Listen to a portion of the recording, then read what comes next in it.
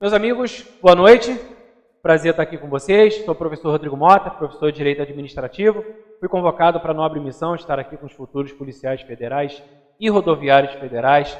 Amém? A gente vai começar trabalhando em cima das questões, a proposta, né? Até achei engraçado na hora que me chamaram, me convidaram para essa turma, falaram, Mota, é uma turma de PF, PRF. Falei, tá, qual é a proposta? A proposta é um batidão. Parece que foi assim que foi informado a vocês. Um batidão. E aí, claro, bate aquela curiosidade. O que seria um batidão? Fala, Mota, não é uma turma teórica. Bate exercício com eles. Então, é isso que a gente vai fazer, tá? Numa turma anterior de PF, PRF, talvez até alguns aqui acho que participaram, a proposta era, em cima dos exercícios, trabalhar a teoria. Então, a gente falou de um monte de coisa teórica, mas, claro, em cima das questões. Aqui não. Aqui, o objetivo é a resolução das questões. Então, numa turma anterior, quando a gente fez todo aquele trabalho de cima dos exercícios, a gente falava da teoria, tinha momento de ficar 40, 50 minutos dado o tamanho do ponto teórico. A gente não pode fazer isso aqui. É um batidão de exercícios. Então, mandei para vocês, para essa primeira aula, uma folha com 40 questões. Não sei até onde a gente vai, pode ser que a gente corrija 5, 10, 15, 20. Enfim, vamos corrigir o máximo possível até o final da nossa aula. Beleza? Claro que uma aula de batidão, quem está com a teoria arranhada, quem tiver com dificuldade na teoria, numa ou noutra questão, vai ter que puxar depois esse conteúdo teórico para poder reforçar, para poder aprofundar. Infelizmente, a gente sabe que, pelo fato da turma ser heterogênea, pode ser que um ou outro colega da turma venha a oscilar. Não tem problema, estou aqui para isso. Não entendeu, só levantar o braço e aí a gente ataca o ponto dentro daquilo que for necessário. Beleza? Então vamos trabalhar. Todo mundo pegou o material de exercício? Essencial o material em mãos para a gente poder trabalhar, tá? Essencial. Numa turma teórica até tudo bem, mas numa turma de exercício, preciso que todos tenham. Vamos lá? Pegando então o material de vocês, a gente começa pela questão de número 1. Sim, meus amigos, é exatamente isso que vocês estão vendo. As 4 primeiras questões são de provas de 2021, mais conhecido como este ano. Essas provas foram realizadas agora, em fevereiro. Para quem não sabe, em fevereiro tivemos a prova do Tribunal de Contas do Estado do Rio de Janeiro e trouxe essas questões aqui, porque estão dentro do nosso padrão. Questão número 1 diz assim: serviços sociais autônomos são pessoas jurídicas de direito privado, com ou sem fim econômico, criadas por lei para desempenhar certas atividades, integrando a administração pública indireta. Abrindo os trabalhos, questão número 1, certo ou errado? Obrigado pela participação de todos. Sou o professor Rodrigo Mota, professor de Direito Administrativo. Boa noite a todos. Queridos, batidão, vamos em frente. Número 1, certo ou errado? Essa primeira questão, ela exige um conhecimento simples para que seja respondida. Vamos imaginar que você olhe para essa questão e diga assim, Mota, eu não sei o que é um serviço social autônomo, eu tenho que saber o que é isso? Em princípio, não. Mas a questão aborda um ponto que está diretamente relacionado ao nosso edital. Veja, ela versa sobre a organização administrativa brasileira. Quando a gente fala de administração pública, vem logo à nossa mente aquela ideia de administração pública direta e indireta. No plano federal, que nos interessa diretamente, quando a gente fala da administração pública direta, a gente está falando, no âmbito do Poder Executivo, dos serviços integrados na estrutura da Presidência da República e dos Ministérios. Portanto, veja, quando a gente fala do Departamento de Polícia Federal e do Departamento de Polícia Rodoviária Federal, vocês concordam comigo que são 2 unidades, 2 órgãos, ambos os departamentos, que integram a estrutura de um ministério?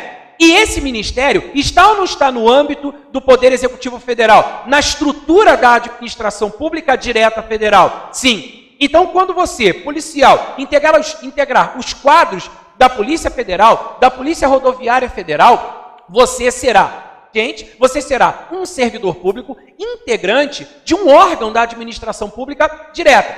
Agora, no âmbito da administração pública indireta, temos entidades que atuam de maneira descentralizada.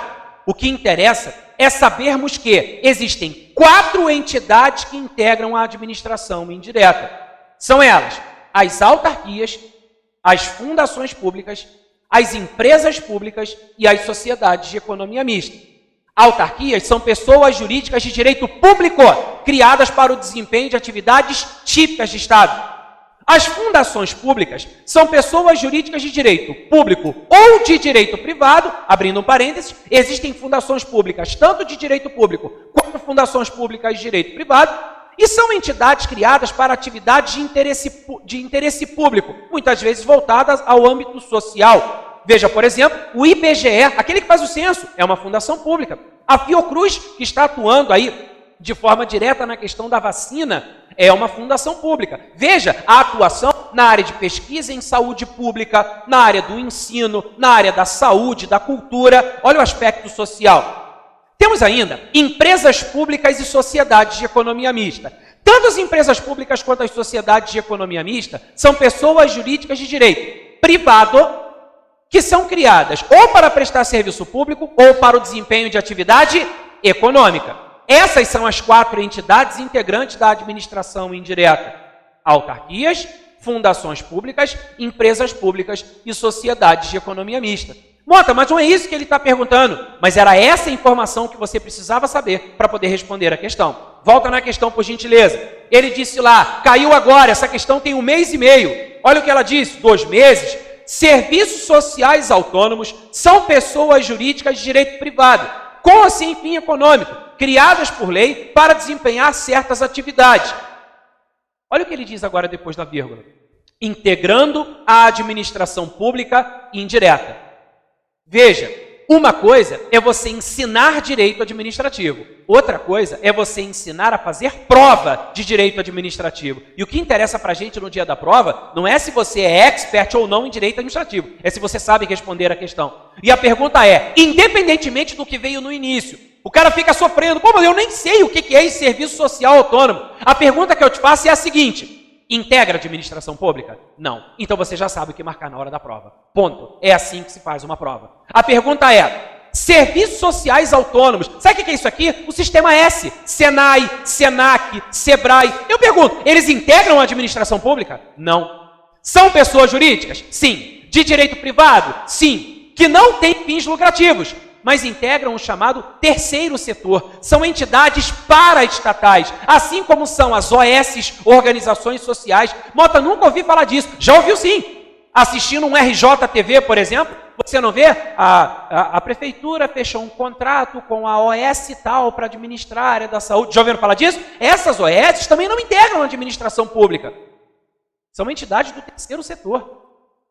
As OCIPs, organizações da sociedade civil de interesse público, dentre outras, essas entidades, elas não integram a administração pública.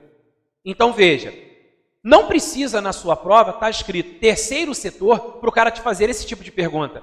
Ele não pode na tua prova fazer uma pergunta característica, específica, sobre uma entidade do terceiro setor que ele não colocou no edital. No edital de vocês, por outro lado, está escrito organização administrativa.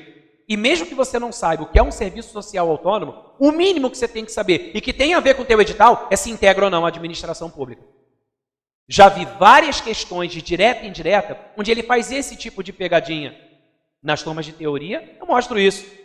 OS, se o cara bota lá, são entidades da administração indireta. As autarquias, as fundações públicas, as empresas públicas, as sociedades de economia mista e as organizações sociais. Está errado, porque a OS não integra a administração pública. E as OCIPs, está errado, porque não integram a administração pública.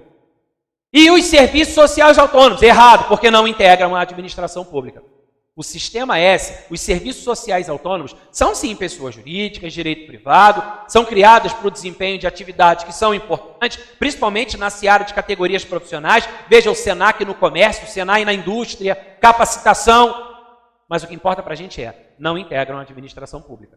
E mais, tem um outro erro ali, nem precisava, acho que a parte final já mostra tudo. Mas uma entidade do terceiro setor, uma entidade paraestatal, ela não desempenha atividade lucrativa. Mota, mas olha só, mas eu pago para tomar banho de piscina no Sesc. Eu sei, mas o cunho, o objetivo principal, o escopo de criar é o quê? Ter lucro? Não, é desempenhar outro tipo de atividade.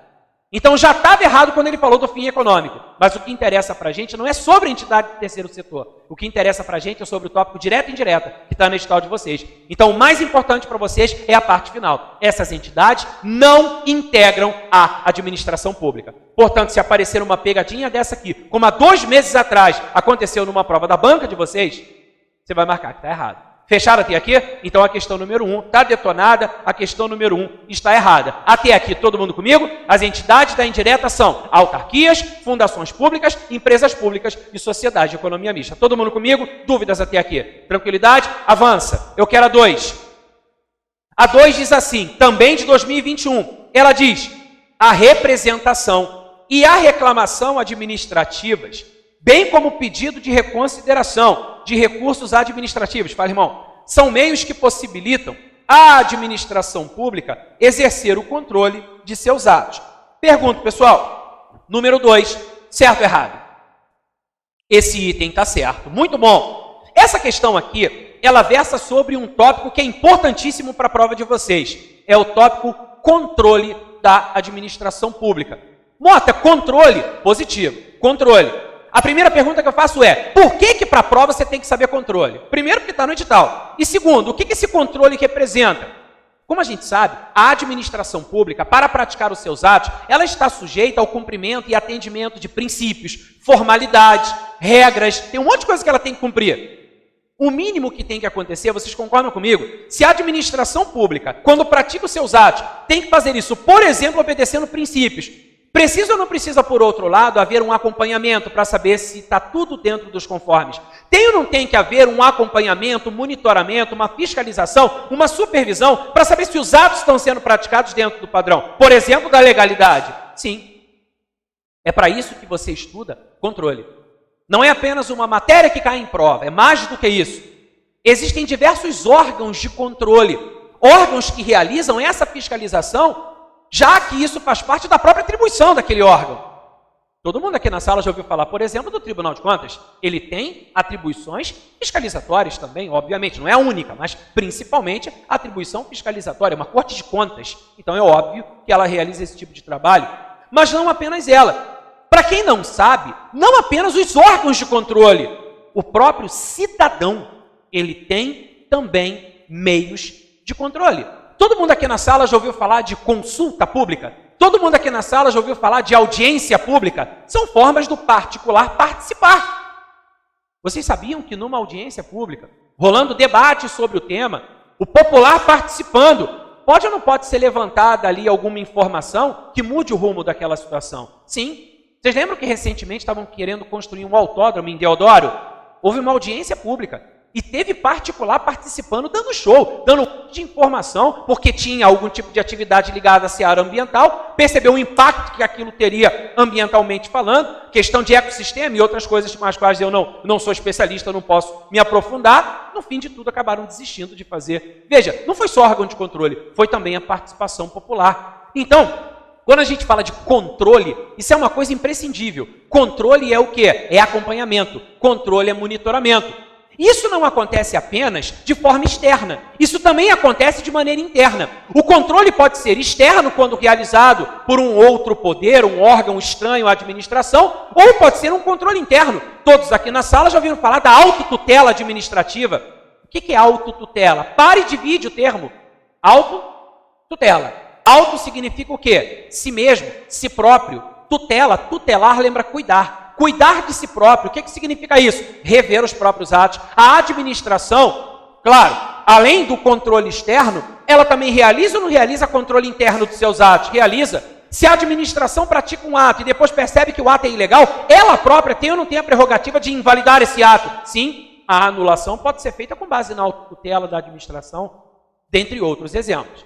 Ele traz aqui na nossa questão um ponto relacionado ao que a gente chama de controle administrativo. O que é o controle administrativo? É o controle que a administração realiza sobre os seus atos. Isso, claro, de forma mais direta, está relacionado à autotutela. Mas isso não significa dizer que não possa haver tipo de provocação também. Existem vários instrumentos. Quando a gente fala do chamado controle administrativo, e aqui a coisa começa a ganhar forma, quando a gente fala do chamado controle administrativo, existem várias formas desse controle administrativo acontecer. Você pode dar exemplos de instrumentos empregados para a realização desse controle, de que forma ele acontece? Bom, esse controle administrativo pode ser exemplificado na hierarquia orgânica ou seja, o controle realizado por órgão superior sobre um órgão inferior, ele pode ser realizado também sob a forma de supervisão ministerial. E aqui nós temos um exemplo clássico, o controle que a direta realiza sobre a indireta. Controle esse que não há hierarquia entre a direta e a indireta. É um controle finalístico. Quem fez aula de teoria tem isso anotado no caderno. Não há hierarquia entre a direta e a indireta. Quando, por exemplo, o ministério realiza controle sobre uma autarquia, não é controle hierárquico, porque entre a direta e a indireta não há hierarquia. É um controle finalístico, é um controle dos fins para os quais a entidade foi criada. Então, esse controle não está pautado na hierarquia. Não é hierarquia orgânica, é supervisão ministerial, é controle finalístico. Um outro exemplo disso aqui é o denominado direito de petição.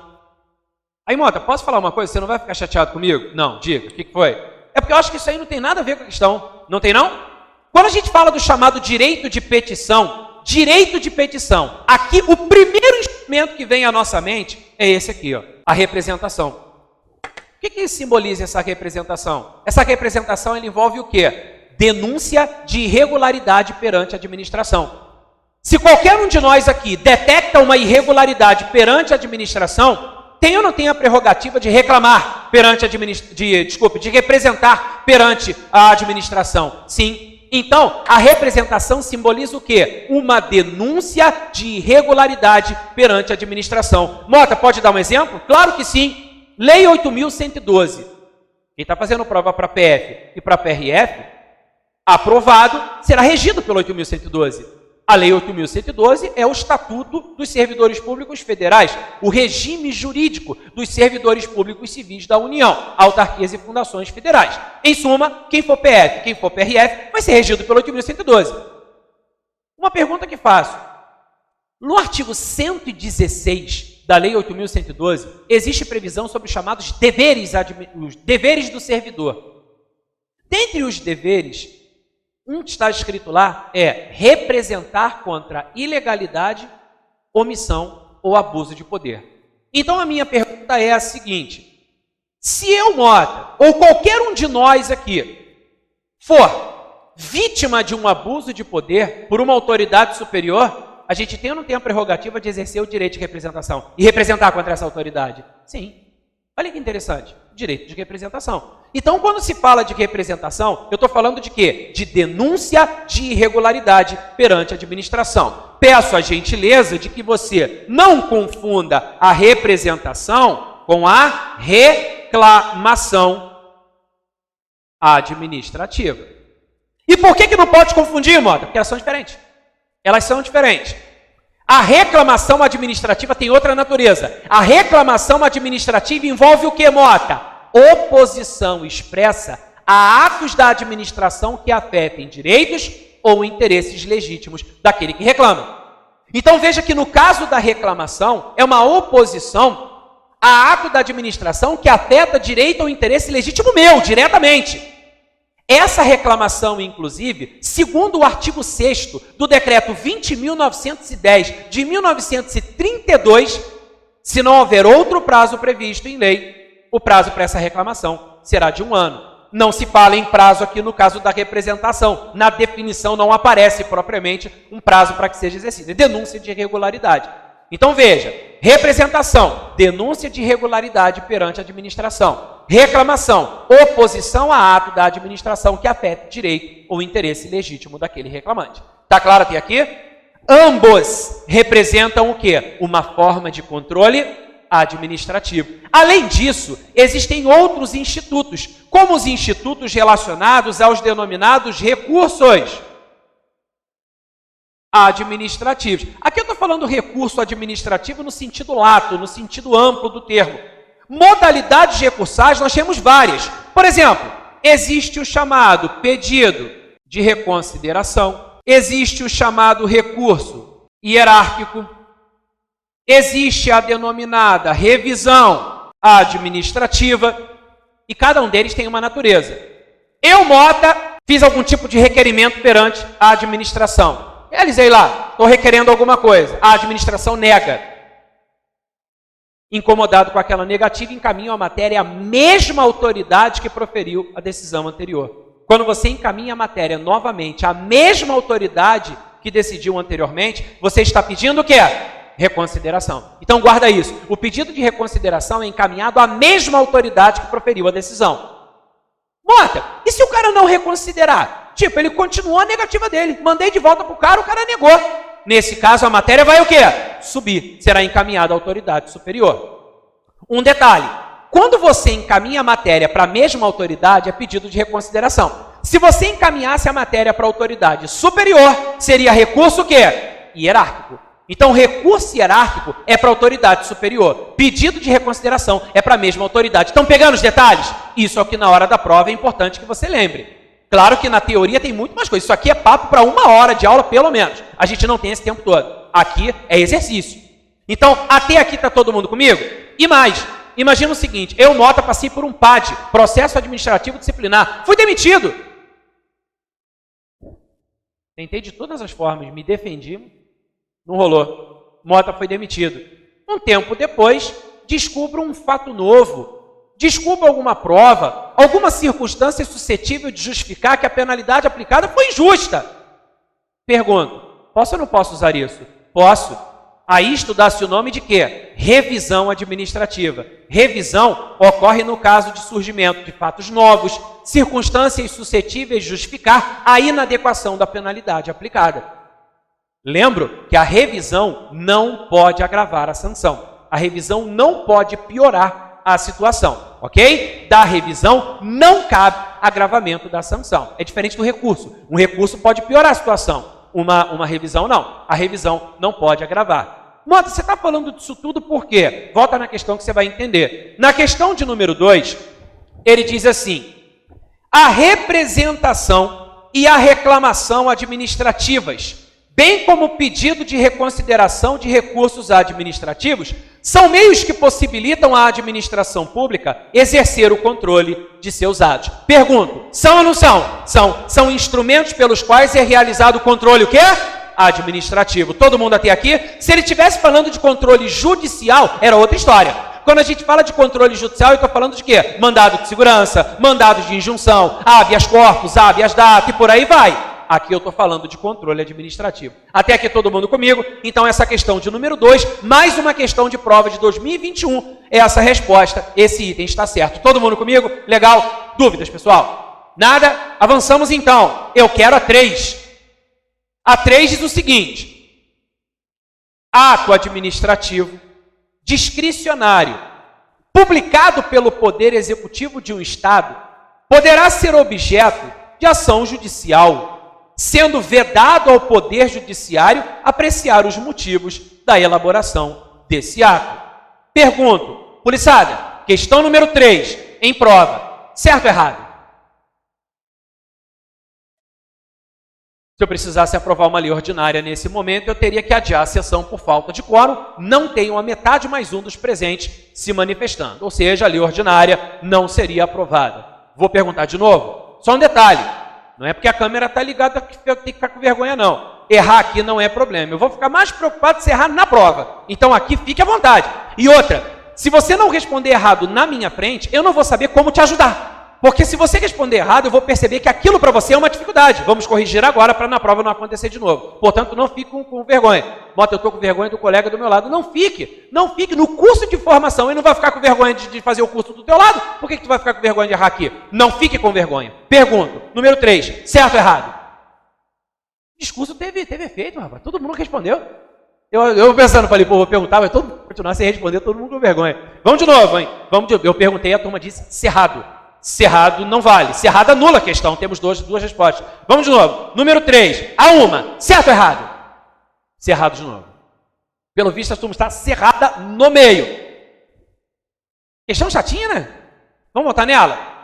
Vamos lá. Parou. Número 3. Ato administrativo discricionário. Parou. Corta aqui. Estou me sentindo João Quebra. Para. Queridos, o que é um ato discricionário? Podem repetir? O que é um ato discricionário? Ato em que a administração possui o quê? Uma certa margem de liberdade. Cuidado com a definição. Mota, é diferente do vinculado, né? Sim, diferente. É porque o vinculado está vinculado à lei, né? E o discricionário? É o que não está. Vai. Marca isso na prova para tu ver. Marca isso, vai longe do curso de formação. Vai isso mesmo. Ato vinculado é o que está vinculado à lei. O discricionário é o que não está. Vai mesmo. Marca isso na prova para tu ver o que vai acontecer. Bomba! Queridos, vamos lá.